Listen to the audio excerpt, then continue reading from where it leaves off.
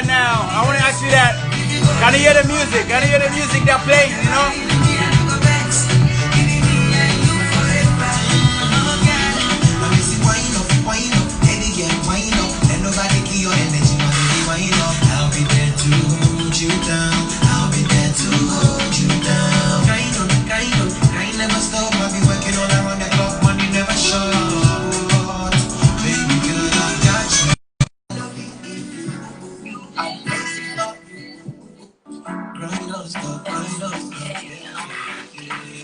All right, I think I can hear you now. Can you hear me? Get out.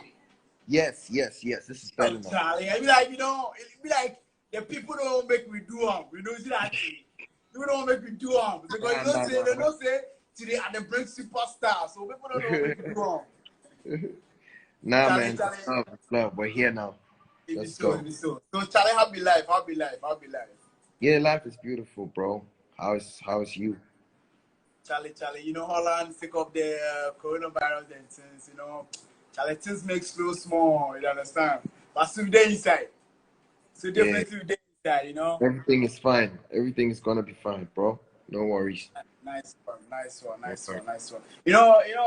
think last week, I told people that I'm going to bring them surprises, because all the time my show is all about surprises, People don't expect that I'm going to bring this guy. Like, yo, one day, I was there and a certain girl just called me and said like, yo, bro, why are you bringing Camidoh to your show? And I said, yo, you know what? Just relax. Camidoh very soon be on my show. And today you are here, and the girl is watching me right now, and she's happy, She's happy to. So listen, you have a fan all the way from Germany. So Germany people are watching you right now. A lot of people love you in Germany. A lot of people love you in Holland, because of your music. You know what I mean? Can you tell us? Can you tell us your style of music? Well, my style of music is described as Afro-pop, R&B. I blend R&B with Afro-pop. That's basically because beginning my musical journey, I drew a lot of inspiration from Ekow, who's an R&B hip-hop artist. So I kind of like have that R&B foundation. Yes. So that makes my style of music Afro-pop. Oh, okay. So they do Afro-pop R&B. Yeah. That is it. But you know one thing, I just wanted to start with your let's say your background. Where you grew up, where you were born, which school did you attend, and all those stuffs. So can you tell us a little bit about yourself, where you were born, where you grew up, which school did you attend, and were you an entertainment prefect way back in school, or maybe you were singing in church? Because I know a lot of artists in Ghana, or let's say a lot of artists in this world, they started like they begin singing, or let's say they begin rap at church. So can you tell us a little bit about yourself? Well, basically, I was raised by a single mother who is a teacher, and I just basically I think I was in an internet cafe with my cousin, and then he played Akow's music in the internet cafe, and that's basically when I kind of like fell in love with his music. I knew I could sing, like I was in love with music. For example, while I was young, every morning, while doing my chores, my daily chores in the house, I would be singing. I would be humming and all that stuff. I knew that I had it in me, but then it wasn't something that I really wanted to pursue, you know what I mean? So when my cousin, fast forward, when my cousin played Akow's music for me in the internet cafe, that's when I kind of like fell in love with Ekow, and I loved him as like his personality as well. So I started to learn, mimic, do everything like Ekow. You know what I'm saying? Like I said, I grew up, I was raised by a single mother who was a teacher. So I was raised in a student bungalow, if you say like in a teacher's bungalow. So I was on campus all my life. And that's basically it, I guess. Nice one. And which school did you attend? I attended, for senior high school, I attended Bishop Herman College. And then for uni, I attended University of Professional Studies. That's Nice. UPS in Ghana. Yes. Wow. In Yeah. I know where it is in Accra. You know, In it's a very Accra. Yeah. It's it's a very nice school in Accra. You yeah, know. yeah, yeah. So can I ask you that way back in school, you know, were you an entertainment prefect or you love music way back in school? Or you started doing music after school. Can you tell a little bit about that? Well, before I answer that, big shout outs to everybody who has joined the live. Big shout outs to DJ Special D up in the UK, doing all the work. Yes, big shout outs to DJ Magic J. Big shout outs to everybody joining. Well, back in school, I was never an entertainment prefect. The funny thing is, I was actually a sacristan. And if you know what a Oh, sacristan wow. is, I was like a Yeah. massive, yeah, yeah, yeah. You Oh know, yeah, so hey, Charlie. Oh. I was actually a sacristan. So then, you like none of us or like nobody kind of like ever expected to see me do or go divert into music. You know, people would Yeah. be expecting that you because I was so much into serving you know, the priest at church and stuff like that. So people would expect that a person like me would dive into maybe you know, the fatherhood thingy. But then I just switched somewhere along the line, and then I was never No, but an entertainment. it's cool, man. I love your music. You know, Thank you. I've listened to your music, and trust me, this your music like within 2 years here, your music's gonna go like everywhere. Amen. And people will be listening to you, you know, even the Amen. Jay-Z's and the Beyonce's and the Wizkid and them. So them one they will go like they will come for collaboration and things. So go tell Amen. it, you know, the kind of style you have is like it's something like unique, you know. I love your music. I love your style. Thank You you. understand? Thank you I love much. your style. I love everything about you. You understand? And way back in school, you were not an entertainment prefect. But you maybe listen. The thing is, way back in school, we were doing an entertainment shows and all of that. You know, were you Yeah. performing at that time? Were you performing in school at that time? Yes, in school I would perform during the entertainment programs like fanfares, regular Saturday entertainment stuff. Like I would perform, you know, just to show my friends and like my seniors like what I got and stuff like that. I was doing that. Yeah. Okay, but way back in school, as we still in your school level. You know, way back in school, were you dreaming that one day you're gonna be like the way you are right now? Yeah, I actually dreamed that I'm gonna be more than I am right now. Like I wanted to be like Akon. Akon really inspired me, right?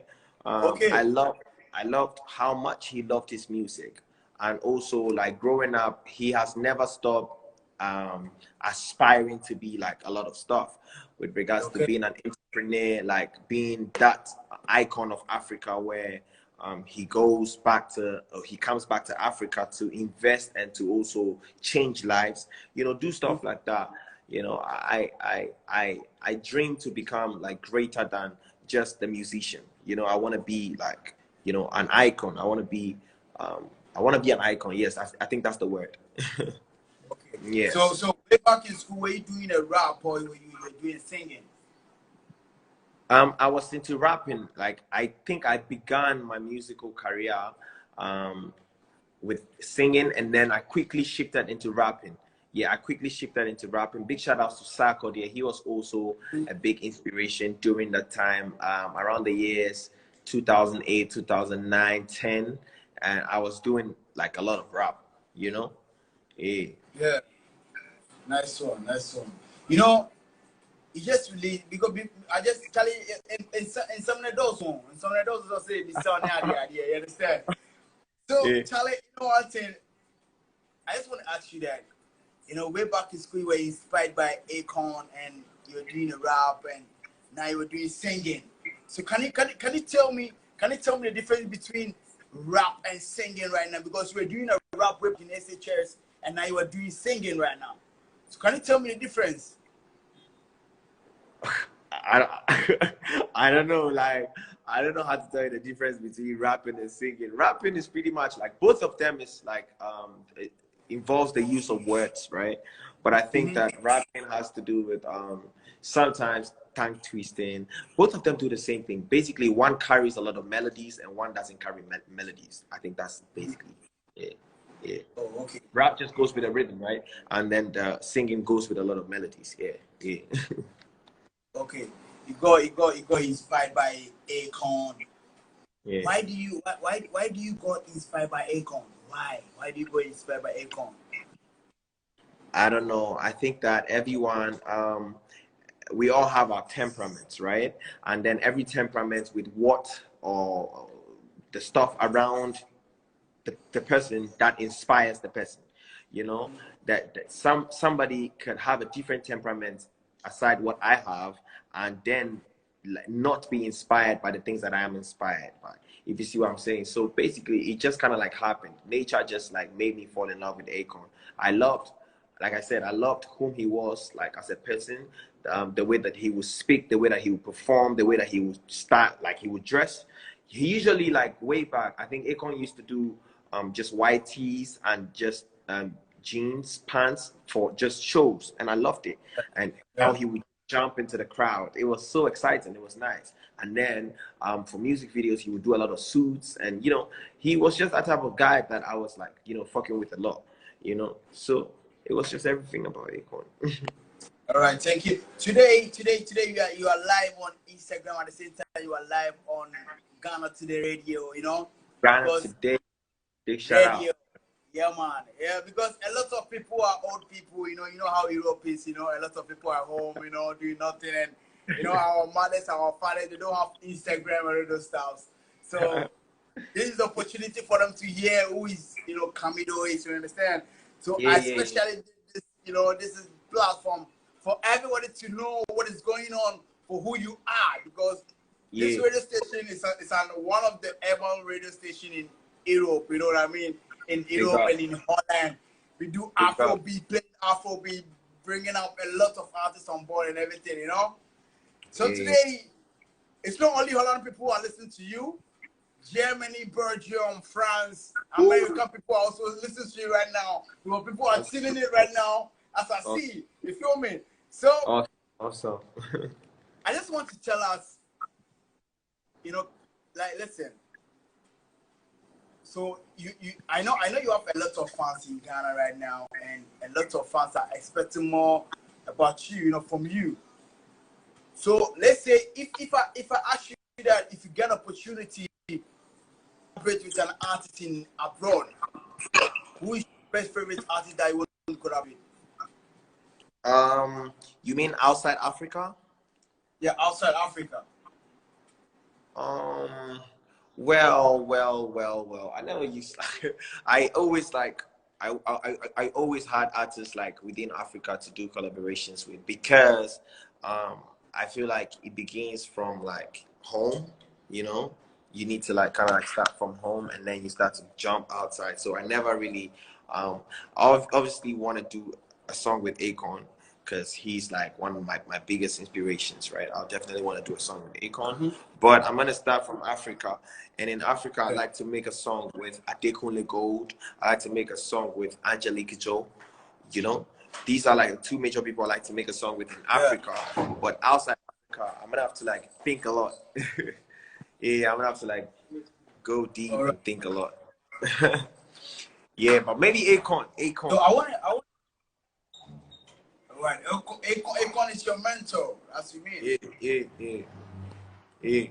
I definitely want to make Ekow. No cap. I like to make a song with it. Nice one. So how do you? I want you to understand that there are other like icons or musical icons that I would love to see in the studio with. But then again, like I wouldn't want to just jump and mention names. Like I could mention 1,000 names like of artists that I listen to on a daily basis that are not Africans, that I would love to be in a studio with. But I just love to be organic and also be real, So like I said, it would have to be a connection, that will make me want to like mention a name. That means that shit really means a lot to me. You see? Nice one. I'm so sorry. I know where I'm ready, so I'm gonna like try to. You know what? I love your vibe. You know, I love your vibe. I love the energy. You feel me? Like, thank you so much. Anytime, I think yesterday, I watched your video on YouTube. You know, and you were doing something like documentary. You understand? And the documentary, the vibe that you were giving on the documentary, like I love it. You feel me? I said, yo, this guy, Ghana need to watch about this guy, man. This guy's going to do something extraordinary for Ghana. Thank you so this guy much. Is going to put like, you know, the Afro pop and R&B from Ghana, Africa to the world. Yeah, amen. I told myself that. But I want to ask you that. How do you interact with your fans, and at the same time, how do you respond to your fans? Well, from time to time, I try to connect, like Instagram Live. I try to do, like they have a number that they can actually like reach out to me, you know. And then from time to time, they activate these numbers for the fans to like reach out to me. For example, next week we're gonna be having another episode of like WhatsApp video call with the fans, where the fans get to call me on WhatsApp video and we chat. That kind of like feels a little more intimate, you know. And I try to do that, and I check out my DMs, I reply them. So yeah, I try my very best in we try in our power as like a team and management to try to connect with the fans. Yes. Yeah. Nice one. Like what I'm wearing right now, the cap that I'm wearing right now is YB, and that's what Yao Bossman. He's basically like I knew him because he's been one of my like great fans. And then when I was in London, he shared one of his merches with me, and then I've been like supporting it since, you know. So yeah, I try to connect with my fans. That's just to prove my point. You know, because I know a lot of artists in Ghana, a lot of artists in Africa, you don't really connect with their fans, you know, because they're all the time busy doing studio stuff and you know, and all of that, because they don't even have time to open their DMs, you know. But for you to have time for your fans, yo, it's a mad love, you know. It's a really mad love. It's a really mad love. Can I ask you this? You have a management, right? Yeah. You're under management. Can you mention the management? Yes, I'm managed by Judgement. You should know him by now. He's like one of the best artist managers come out of Ghana, and you know, I'm just like so privileged and blessed to be working with him. He's like awesome, you know. That's like he's my manager, you know, and I work in a team, and I'm signed to Grind on Stop Records. So I'm signed to Grind on Stop Records, and I'm managed by Judgement Africa. Yeah. Nice one. So what is your management and you yourself, you know, because we are in the Corona season, you're still in the Corona season, you know, the pandemic, everybody's at home, no shows is going around, nothing is going on, nothing is popping, no club and everything, you know what I mean? Yeah. Even if you want to go out, you just go to Bloomberg, you just sit down at Bloomberg, just sit down, and just go home, you know what I mean? Right now, what are your management and you yourself, what are you doing for the fans out there this pandemic? You know what I mean? Yeah. Before, I think recently we had so I tried to use my platform to raise funds, right? And one thing I have been able to do this year was raise funds with my platform to be able to support mothers out there who are stuck in the hospital after giving birth because they are unable to pay for their hospital bills, because they're able to pay, some have complications, they are unable to pay and stuff like that. I raise funds with my platform, and then I support them in the hospital. That's just a way of giving back to the society. It's like my CSR, and that's what we started. And also with the fans, because it's Corona, I know a lot of them look up to us like the celebrities or the musicians. So we say we send out daily messages like on our stories, on our snaps and stuff like that, to keep them, like to keep their spirits up, you know. We try to say very positive words like to them every day, you know, performing live on Instagram and all the stuff. Like we just try to use the music or our platforms to elevate people's spirits, because a lot of people have businesses shut down. A lot of people are unable to go to work here and there, stuff like that. Are just like, so we just use our platform to try to elevate their spirits and get them back on their feet, give them hope. Yes. So are you trying to tell me that you and your management are trying to bring us some virtual concerts or something? Yes, we're gonna be doing a virtual concert for my EP that we just put out called Contingency Plan. We're gonna have a major official. We're gonna talk about your EP later. Yeah. So you tell me about Yeah, so basically we're gonna have a major official virtual concert for the EP. We're gonna have that, and then maybe stuff will just continue like that. The work never stops, grind never stops. Nice one. So I just wanted to quickly go to your EP. How many songs do you have on your EP right now? I have 6 beautiful songs on the EP. 6 beautiful songs on the EP. Can you tell us more about your EP? Well, so in the early this year, tell us something more about your EP. Yes, can you hear me now? Yeah, I can hear you. All right, so early this year, I was on tour. I was on a media tour in the UK before the corona. That's BC, before corona. I was on media tour in the UK, and I was meant to come back, return. Upon my return, I was meant to release my debut album, and then unfortunately corona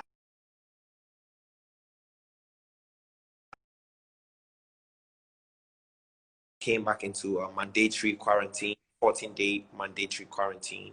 And so during the quarantine, we decided to, work on a backup plan, which is like a contingency plan, you know what I'm saying, for the album, not being able to drop. So then we worked on these 6 beautiful tracks and wanted to just give to the fans to keep them together, give them hope, whilst we wait and prepare ourselves for the album. Yeah. You see, so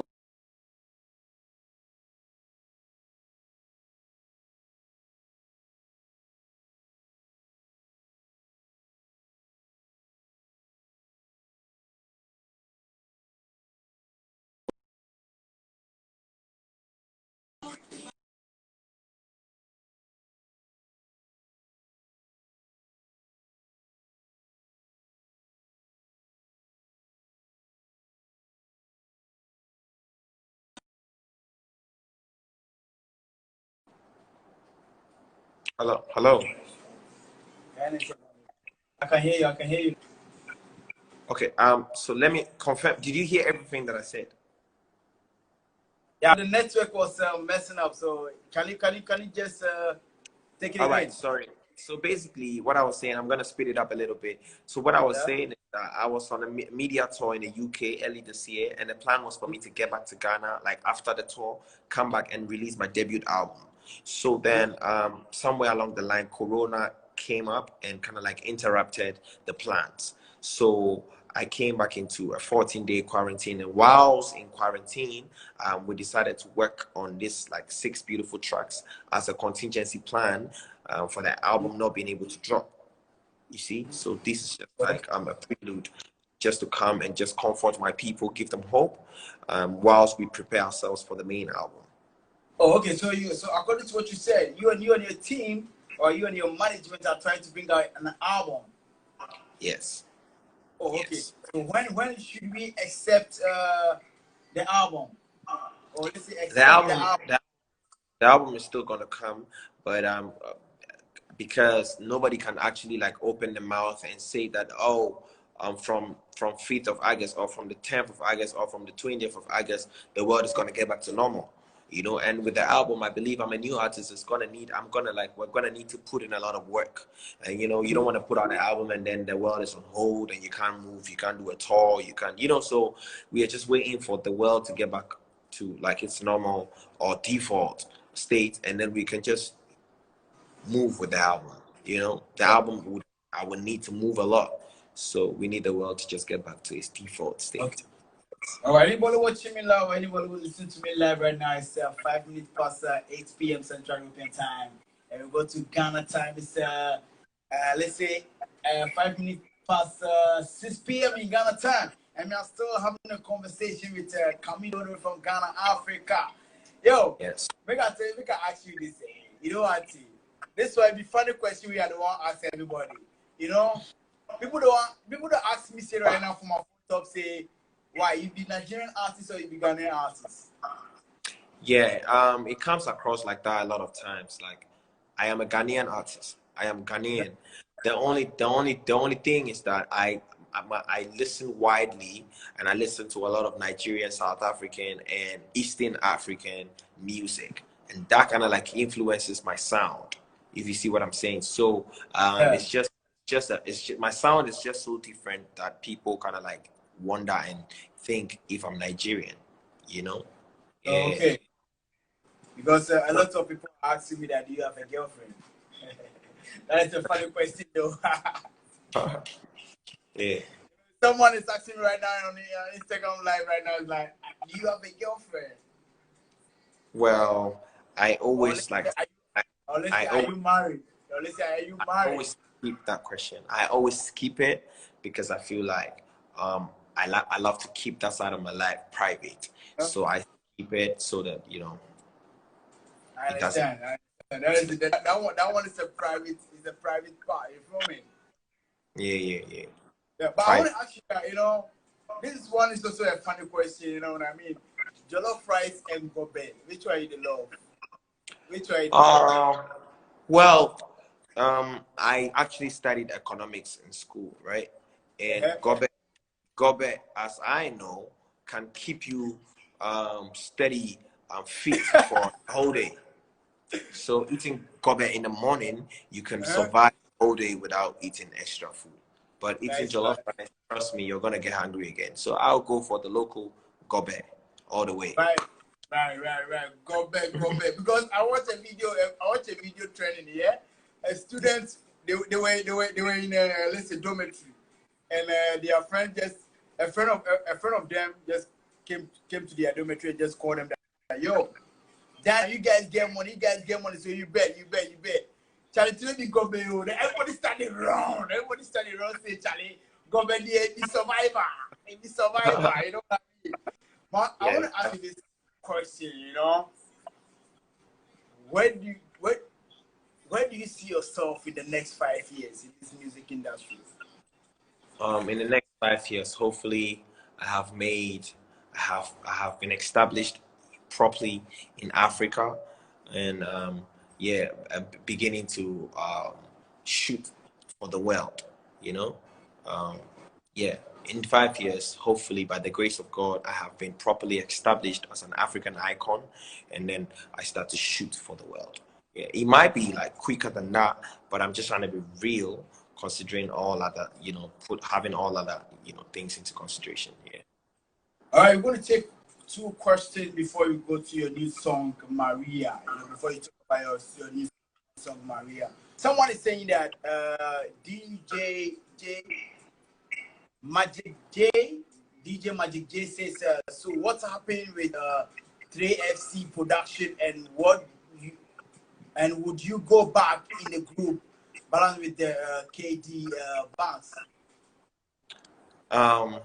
Well, 3FS Productions is my formal management, and as I rightly spoke, I am in a new I'm signed to a new management. So but 3FS has always been family to Camidoh, so we're still like a family, and I don't know if I'm gonna get back into a group with KD Beggs. I don't know. I am an artist, Camidoh, and I intend to chase my dreams as Camidoh. I honestly don't know. If God wants me to get back in the group, then who am I? If God wants me to get back in the group. Hey, you make I remember something for Ghana. He said, some minister be there Ghana, he said, who am I? Who am I? Yo, some other people this is a brand new song from Camidoh. You got the song Maria, and I love this tune, man, Charlie.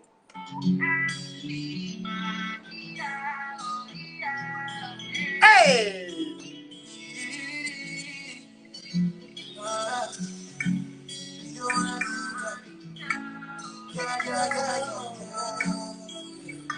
Hey! Let's go! What? Hey! Hey! Charlie, today we go promote this song.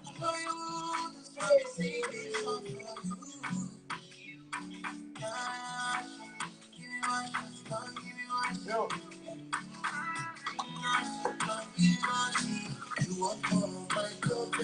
Hey! Hey! Ah! Man! Crazy! What? What? Hey! Yo, Ghana, watch out, man. You know, we have Wizkid in Ghana, we have Camidoh in Ghana. Now we be the baddest. We be the baddest. So go check it out, Camidoh, man. Maria, Charlie, this tune is the baddest tune ever.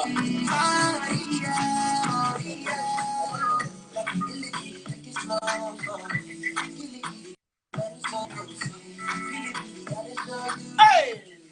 Hey! Charlie! I know something, I love these students, so I go dance.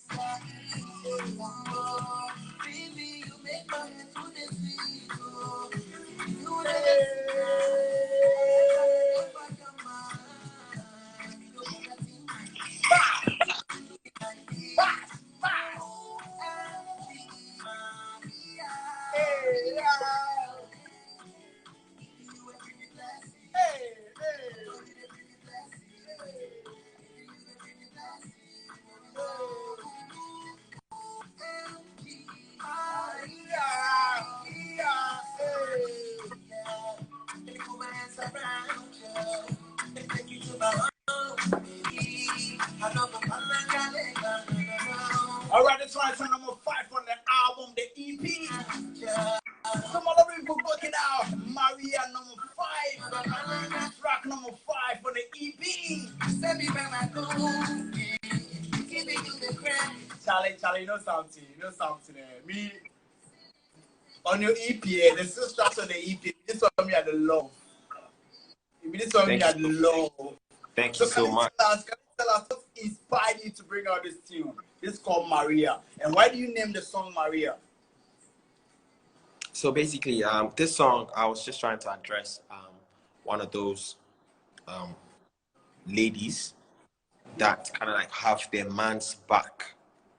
You know, the saying that behind every successful man, there's a woman. It's a woman. I wanted to talk about that beautiful African lady that kind of like has the man's back, you know. It's the reason why the guy has been successful, being supportive, being, you know, that type of woman that a guy will travel all around and back and still say, yo, you're the one. You know, I was just trying to address that the real African woman. And yeah, and I was inspired to choose the name Maria because of the melodies in the song. I kind of like felt like Maria. I was just hearing that, you know, Maria, back and forth. And then that was it, you know. And I made the song. I listened to it over and over again. I played it to the team and everyone loved it. And usually if the name didn't fit, the team would suggest that we change it. But nobody asked that we change the name. It was just like the best name to use. So Maria basically just represents African, the true African woman who has the back of the man. Yeah. All right, someone is saying that. Thank you, man. Love. Someone is saying Ajua Ereka says we love your music, we love your song. Keep the energy higher always. And my lovely brother also from Ghana to the radio called Reginald. Reginald also said, Charlie, forgive us some freestyle on the TikTok. So very soon we're going to give us some freestyle on TikTok. Charlie, a lot of fans are tuning in right now, all the way from Charlie, I don't know, Seth. You know, someone is saying that it's your manager, your brother. It's your manager, your brother. The one who took the picture with you last night. Yeah. Big shout outs. Big shout outs, man. Yeah. I see a lot of people tuning in, a lot of people bringing out the course and everything, you know. So one more time, I just want us to listen to the UK, thing again. there's Yeah, man. Ghana, UK, Yeah, there's UK in the house. I see a lot of UK people tuning in right now. I see a lot of UK people tuning in right now. Charlie, you be like you get fans for UK too much. Why? Yeah, it's just all love. It's all love, you know. It's all love. So when are you and your management? When are you guys planning to come for Europe tour? Yeah, like I said, these are one of the things that we will not be able to do if the world is still at on lockdown, you know. So we're just praying that the world gets back to its default state, which is like with all the barriers open, with all the, you know, everything working normally. Then we can just, you know, do that, you know. So be on the lookout for that. Let's just pray that Corona goes far away from humanity, and then you know, good health, and then we can tour the world. Yeah, boom, bop. Nice one. So Charlie, my Yuka people, you know what I mean? This your boy Camidoh from Ghana, Africa. So let me ask you this. You know this year is an election year. You know, everybody, Yeah. have you got your voters ID card?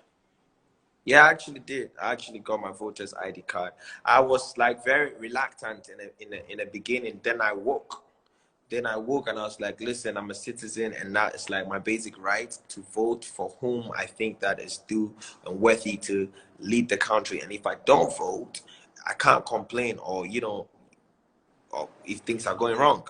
So I had to quickly wake up from a slumber and then go register. And so I have that. You know, I have a valid voter's ID card. All right. Before we go to our next question for the fans, I want to ask you that what advice do you have for your fans out there during this election? Because a lot of people, you know, will be fighting because of election and all those stuff. The fans, what should they expect? What advice will you give them out there? Well, not only my fans, but I can advise through this platform to everyone that's listening and everyone that's Ghanaian or a resident in Ghana. You know how dangerous it sounds whenever we hear election year, election period. Um, I'm sorry, can you hear me?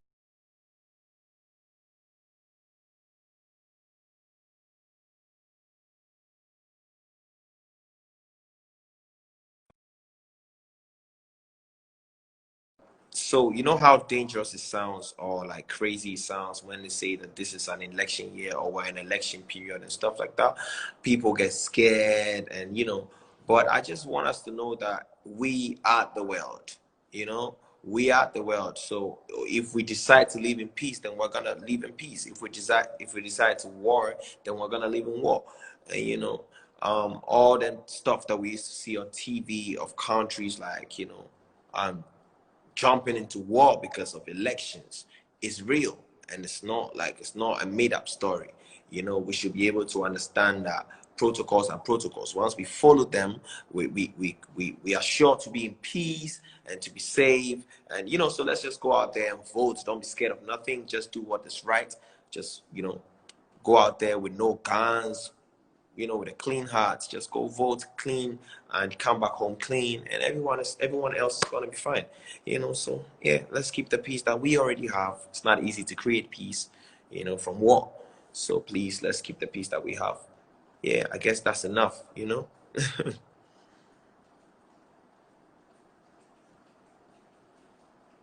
Do you hear me? Oh, this problem has begun again.